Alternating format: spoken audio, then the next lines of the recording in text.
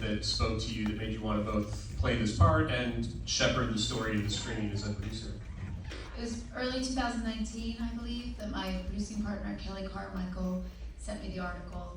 And I mean, as soon as I read it, I knew it was fascinating because, of course, I'd always known there's undercover cops. We see so many movies about them infiltrating groups to keep us safe, but never did I realize that it happened online. And that this woman that they profiled in this article, they called her Kay in the article, this double life she led and how fascinating it was. So I was on board pretty quickly.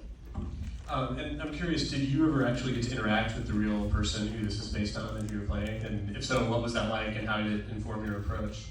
I did. I had the opportunity to talk to her on the phone. It was very similar, actually, with the woman I played in Zero Dark 30, because in both scenarios, I was playing a woman who was still in a job where the secrecy is so important to their safety, to their family safety.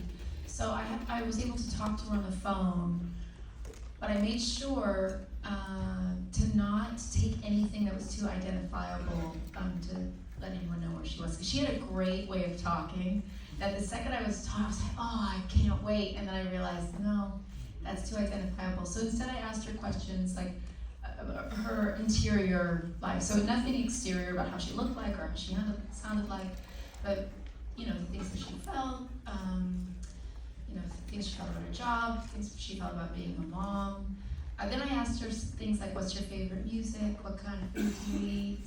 What's your favorite color? Because all of that then would drop me into the character. Even though it's not based on her, it's inspired by her, but it still dropped me into what I was preparing. What were some of the things she told you? Was there anything that surprised you that she told you? It was surprising at first, but then as I started playing a lot of these real women, these stories, it becomes less surprising because they all have one thing in common, except for Molly Bloom.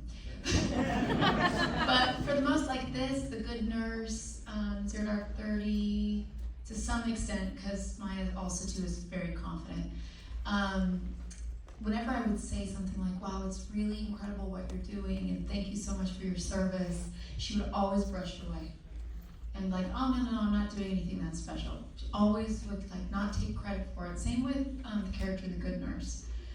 No, anyone would do what I do, And it was very helpful, and also, I believe you guys saw the first episode when she says, don't call me Savant.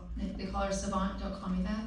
It's that kind of thing of not wanting to, accept the weight of what you're doing. And so they kind of just diminish the sacrifices they're making and what they're doing to keep us safe, probably in order to stay sane. You mentioning that you were learning about this woman's inner life and everything, and one of the things that's really cool about this show, especially as it goes on in later episodes, is that she's so often, this is a character who's constantly keeping things from other people, not just the people she's investigating, but people in her own life who she loves. And so I'm wondering, for you as an actor, is that more challenging? Is it exciting? Is it a little bit of both? This idea that you have to play this person where you kind of have to let the audience in on things without signaling them and without giving it away to the other people in the scene, if that makes sense. That's my favorite thing as an actor, is playing two things at once. I love when I say, the interior life versus the exterior. I love the idea of what is my character thinking versus what are they saying? And not always are they the same. And I find that to be really exciting when there's a fight. There's something happening inside of someone that they're trying to hide from the person that they're having a conversation with. So it's really my favorite thing to do as an actor. Isabelle Huppert does it better than anyone else in the entire world. And I think that's what makes really complex, layered characters, is you have to work on both things. What am I struggling with personally versus what do I want the world to see or the people to see that I'm having a conversation with around me. And I had to create those things for Jodie.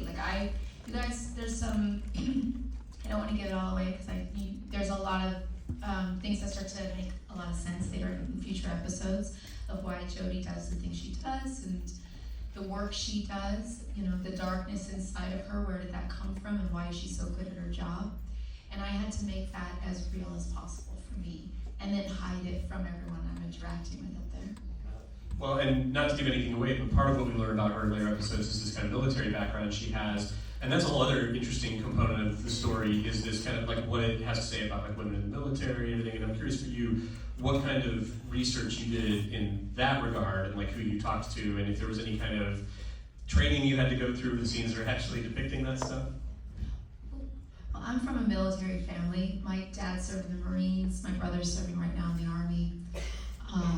And so for most of my life, I've been around people in the military.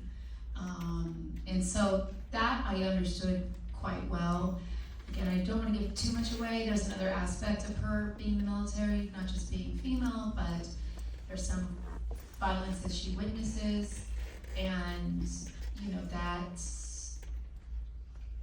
you research through articles, and you can find things online with people who have PTSD and how they process that kind of trauma.